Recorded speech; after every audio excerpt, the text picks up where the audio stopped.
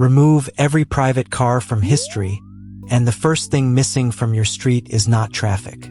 It is space. No driveway, no garage, no curbside parking, no petrol station on the corner, no 6-lane road feeding a shopping center surrounded by asphalt. Your home, your job, and your city would not simply look familiar with bicycles pasted on top. They would have grown into different shapes. For this scenario, engines still exist. So do trains, ships, tractors, buses, ambulances, and specialized delivery vehicles. What never appears is the mass-market private automobile. A machine millions of people can own, park beside their home, and use whenever they want. That one missing product changes the radius of daily life. Before mass car ownership, cities mostly expanded at the speed of feet, horses, bicycles, ferries, and rail. Walking produced dense centers. Streetcars and trains stretched those centers into narrow corridors. Homes clustered around stations because distance from a station had a cost you felt in your legs. Private car changes that equation. It lets one person travel directly from almost any origin to almost any destination, if both ends provide roads and parking. So without it, cities would invest much earlier and much harder in shared movement. Tram tracks would not be nostalgic decorations. They would be ordinary infrastructure. Metro systems would reach more neighborhoods. Suburban growth would still happen, but it would gather around rail stations instead of spreading evenly across every available field. There would still be rich neighborhoods, poor neighborhoods, congestion, bad planning, and long commutes. A railway can divide a community as effectively as a highway, but the geometry changes. A car-oriented suburb can place homes, offices, schools, and shops kilometers apart because every family is expected to bring its own transport. In a world without personal cars, that arrangement is expensive to serve and miserable to navigate. The supermarket moves closer. The school moves closer. Apartment buildings rise near stations. Corner shops become valuable because just drive 10 minutes is not an option. And an astonishing amount of urban land becomes available. A parked car does nothing, yet it needs a rectangle at home, another at work, and often another beside every shop or restaurant it visits. Add lanes, ramps, interchanges, repair yards, and fuel stations, and the system consumes entire districts. Without private cars, some of that land becomes housing. Some becomes parks, workshops, markets, tram depots, wider pavements, or nothing glamorous at all, just buildings closer together. The famous skyline might look similar. The ground beneath it would not. Retail changes next. There is no drive-through. No giant shop designed for a weekly bootload of groceries. No roadside motel whose front door is a parking space.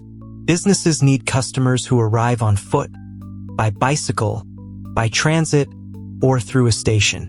Shopping becomes more frequent and more local. Large stores still exist, especially beside rail terminals, but the giant ring of parking around them does not. That sounds charming until you try to buy a sofa. Personal cars are not only people movers. They are tiny private freight vehicles. They carry children, luggage, tools, groceries, furniture, pets, and the mysterious pile of objects that lives in the back seat. A world without them needs a replacement for every one of those jobs. Cargo bicycles become normal. Shops rent delivery carts. Neighborhood depots consolidate parcels. Furniture arrives by scheduled service. Taxis and shared minibuses may handle awkward journeys. The result can be efficient but less spontaneous. Now scale that problem up to the entire economy. Today, trucks dominate short-distance and high-value freight because they can leave a warehouse and reach almost any loading dock without changing vehicles. Rail and ships are excellent at moving huge loads long distances, but they do not naturally stop behind every bakery. Without a consumer car road system, freight networks grow around rail terminals, canals, ports, and local distribution hubs, Factories cluster near tracks. Warehouses sit beside stations. Cities reserve narrow service routes for delivery vehicles. Long-distance freight may become more energy efficient. The last kilometer becomes the expensive part. Fresh food, construction materials, hospital supplies, and online orders still arrive. They just move through more transfers, tighter schedules, and fewer doors. That makes the no-car world cleaner in some ways and less convenient in others. Consider safety. Road crashes currently kill more than 1 million people each year worldwide. Remove billions of private vehicles and enormous amounts of high-speed conflict disappear with them. Children gain more independence because crossing a street is less dangerous. Cities become quieter. Air near busy roads improves. The leading killer of young people loses much of its machinery. But road death does not reach zero. Buses are heavy. Freight vehicles still move. Cyclists crash. Motorcycles might become more common if the scenario allows them. Railways create their own hazards. The benefit is not magic.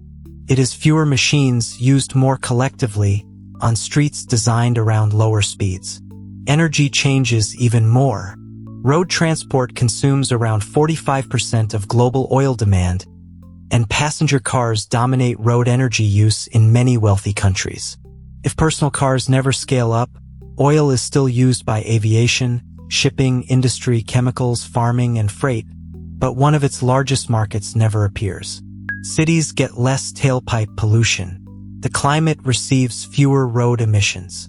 Wars and economies built around petroleum may follow different paths.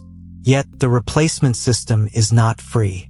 Steel rails, concrete tunnels, electric grids, buses, batteries, ships, and dense construction all require energy and materials. The world is lower carbon. It is not impact-free. Then comes the uncomfortable question: who loses? If you live in a dense city, the no-car world may feel liberating. Frequent transit, close shops, quieter streets, and no car payment. If you live on a remote farm, work at night, use a wheelchair, carry heavy equipment, or need to reach a hospital quickly, shared transport has to be exceptionally good. Otherwise, the freedom promised by density becomes isolation. The private car solved real problems. It offered door-to-door travel, privacy, weather protection, and control over time. It also encouraged us to build places where those benefits became mandatory. That is the final twist. Cars did not only adapt to the world adapted to cars. Once homes are far from jobs, shops are wrapped in parking, and roads cut neighborhoods apart, choosing not to drive stops feeling like a choice. In our alternate history, people would complain about delayed trains, crowded trams, expensive deliveries, and the last bus leaving too early. They might imagine a machine that waits outside every home and travels anywhere on demand. It would sound incredible, until someone asked where billions of them were supposed to go.